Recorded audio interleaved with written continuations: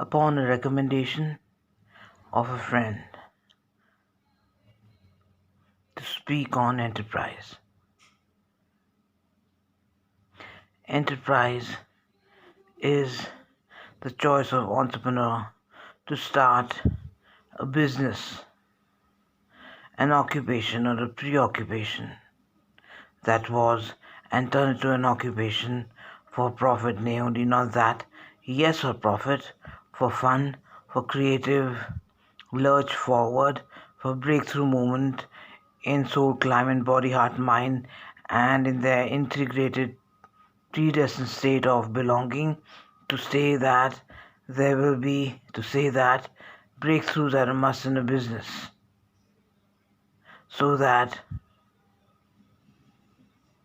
the annihilatory purpose is not destruction here, but it's the creative urge the entrepreneur's tribe must go through so that they know they have valediction, that is victory in their own art. Annihilated, that is sacrificed at the altar of the art of business choice. Have a product or service planned. It should be a novel idea grand. A product could be manufactured, and a product is always manufactured. A shoe, paper, a dress, a guitar, an instrument, that is clothing.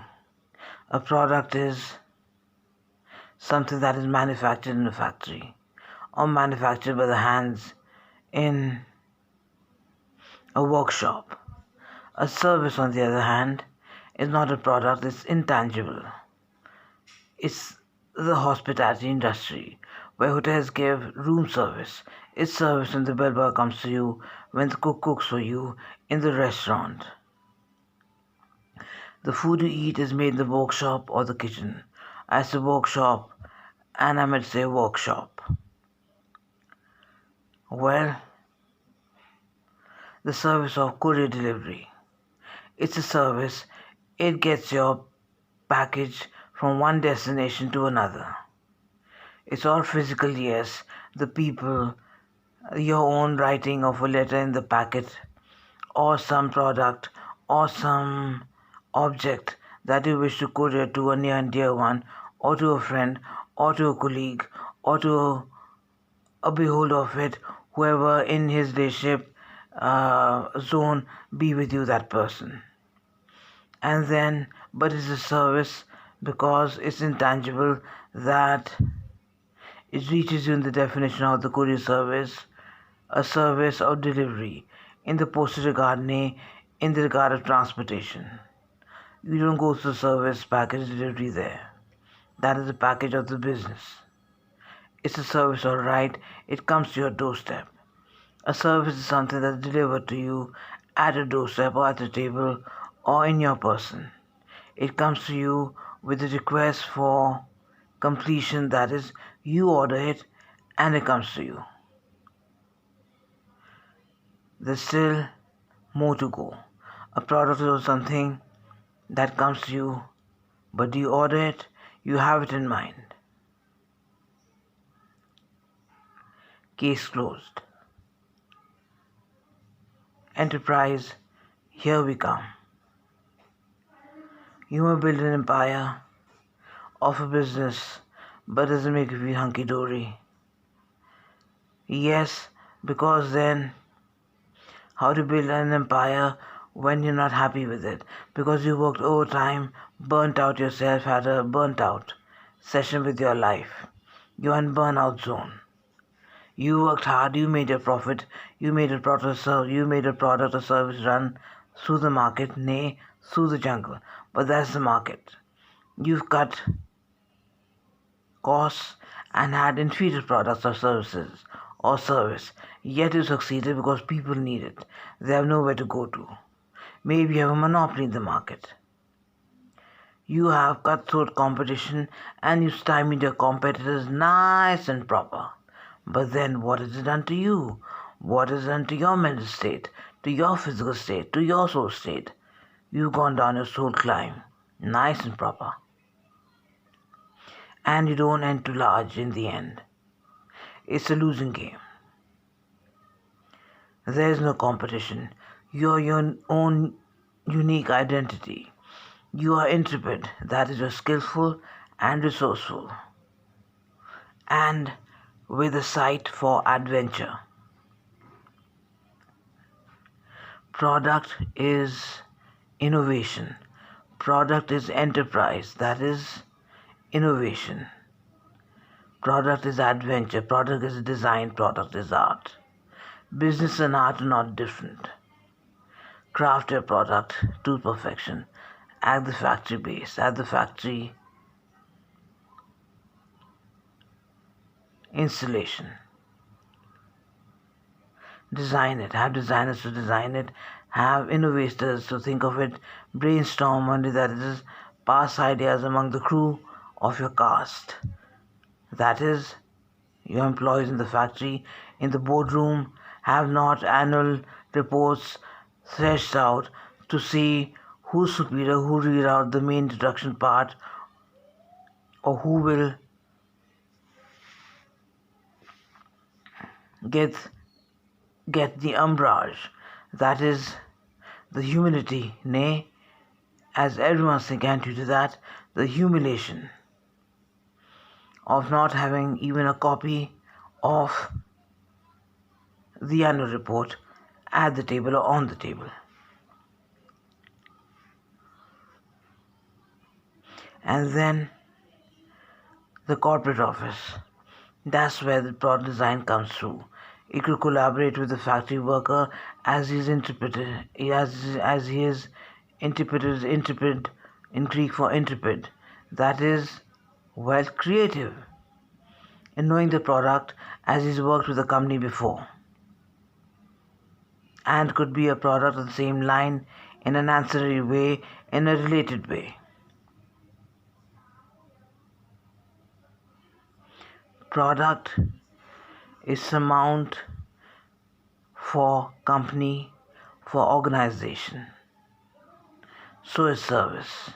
It must be for the fervor of the company, for the CEO, for the owner of the company, that is, for the managing partner as he is known in many countries, to behold the product service as his newborn child. It is not to be hostile for him, to give him the monies, that is the money, his money's worth, as many businessmen think. It is there for his product agility. It is for the clamor in him to be creative. He must be the sole, whole bread earner of his company, also with his resources of raw material and finances to be shared by the company, and that is the company headquarters, the corporate office, the branches, and with the factory outlet. In the reverse, that is the factory. The factory outlet is just a showroom where the product is sold at subsidized rate because it is the company's factory outlet. Well, enterprise, my dear Pavitra.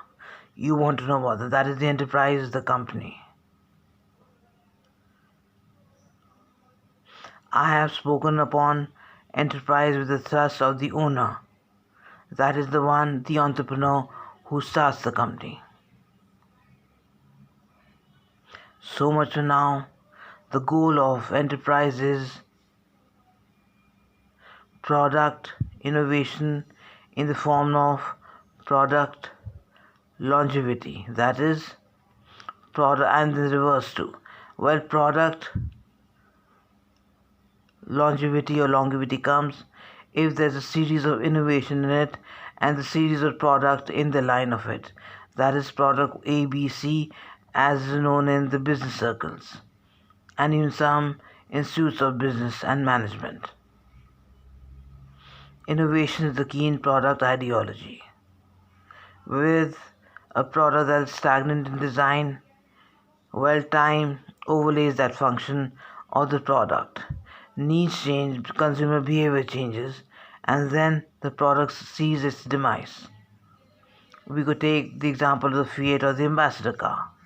Who wants to be egged on by the same design? Who wants the same ambassador, state ambassador, which was a Leviathan in its days, that is a monster in a good way? An emperor, they called it. And that's what I mean, an emperor. The Fiat. Who would buy a Fiat today? All the ambassadors. Consumer tastes have changed.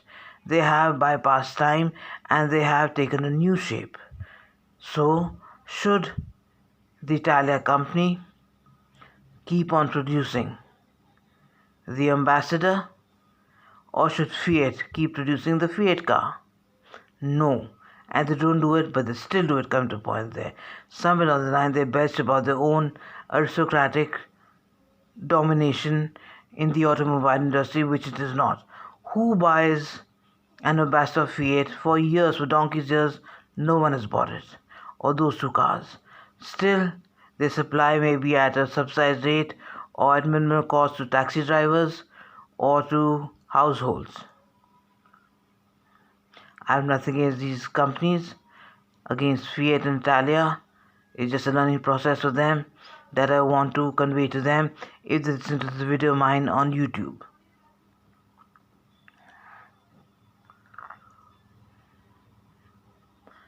Well then, this is the respect you have to show for your baby. That is your product. Otherwise, it's aborted. Well, abortion, do it exist? Well then, Pavitra. If you think of a drink, I don't blame you. Have fun with son, Pavitra. Bhavana of ex-Noida. Yes, I belong to Noida, Pavitra, just to grant you the harmony in your being. That is Bhawana Lamba of 1292, Sector 37A, Arun Vihar, Noida. District Ghaziabad, now Gautam Budh Nagar, UP. I am now set in Panchkula in E520 GH2 Shikhar Apartments, Sector 5 MDC, Mansa Devi Complex, Panchkula 134109, Haryana, India. Hi, bye, hi, with loads of love to you, my dear Pavitra.